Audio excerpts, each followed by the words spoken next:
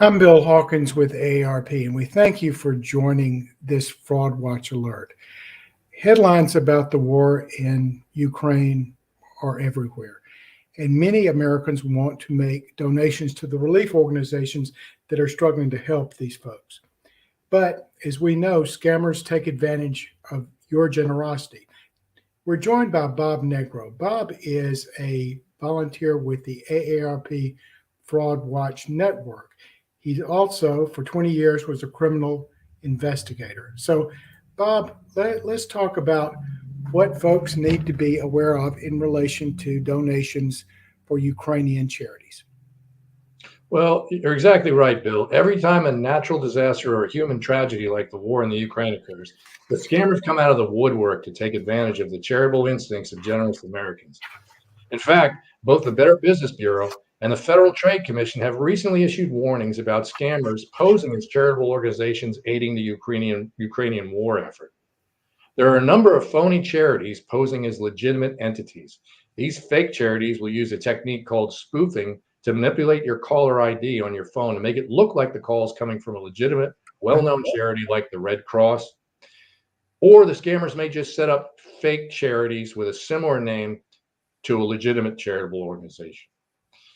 Scammers may also set up a crowdsourced account on websites such as GoFundMe, which fraudulently claim that the money they're collecting is going to relief efforts, when in reality, the money's just going into the pocket of the scammers that set up the site, and it never reaches the people that it's intended for. Scammers may repurpose some of the old established cons used, such as the grandparent scam.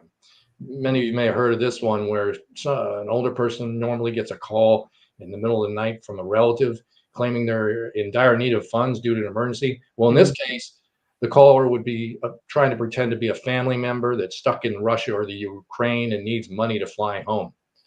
Likewise, you also may see pop-ups of people using the romance scam, where they pretend to be a refugee looking for a romantic partner and then asking that person to go ahead and send them money so they can travel to meet them in the US from the Ukraine. Scammers may also use one of the oldest scams out there, the Nigerian prince scam, in which somebody promises to pay you some money if you help them move a larger amount of money. In this scenario, a scammer could contact you pretending to be a Ukrainian trying to get money out of the country while fleeing. They may ask you for your bank account information so they can wire money from the Ukraine into it. But if you do that, you're going to open up your account to being possibly drained by these individuals, or just identity theft. They'll go ahead and take over your bank account and establish credit cards in your name, things like these. You know, Bob, those are some really scary scenarios. And I'm going to put some resources up. You and I have spoken before this broadcast, and I'm going to put up some resources as you talk. But what should folks do to protect themselves from these scams? Well, first of all, do some research before you make any donations to a charitable organization. Make sure you look at the website closely for that charitable organization. Not-for-profit groups, like legitimate charities like the Red Cross, they usually have a web address that ends in .org. That signifies that it's a not-for-profit organization.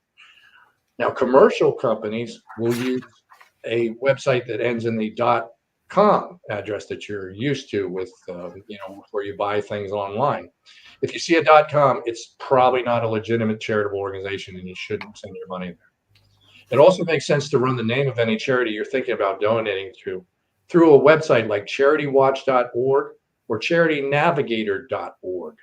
These websites maintain searchable databases with profiles of all legitimate charities, and they have reports of fraudulent charities on there as well. Do not send money directly to someone who contacts you pretending to be a refugee from the war. You don't know if they are or not. Only send donations to legitimate, well-known charitable organizations. When you do make donations, send it by credit card or check. Never send a donation in the form of gift cards, cryptocurrency, or wire transfers.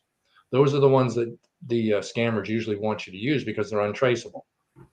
Also, avoid making donations to crowdsourced or GoFundMe accounts unless you personally know the persons or organizations that set it up and you know they're reputable.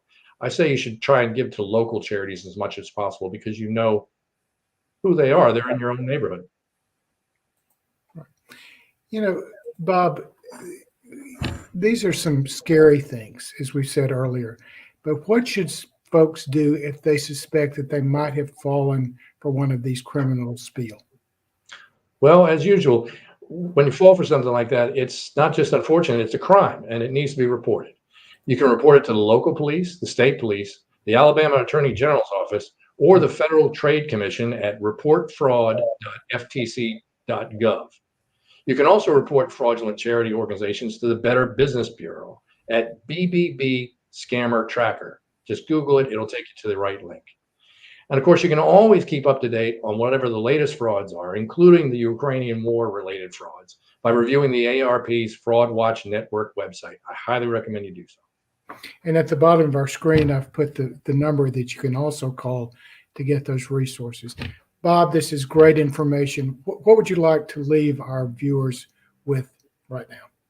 Well, I'm glad people are being charitable, but I also ask them to be cautious when you are making those donations. Great. Thank you, everybody. Stay safe. Let's continue to pray for our friends in the Ukraine. Everybody, take care.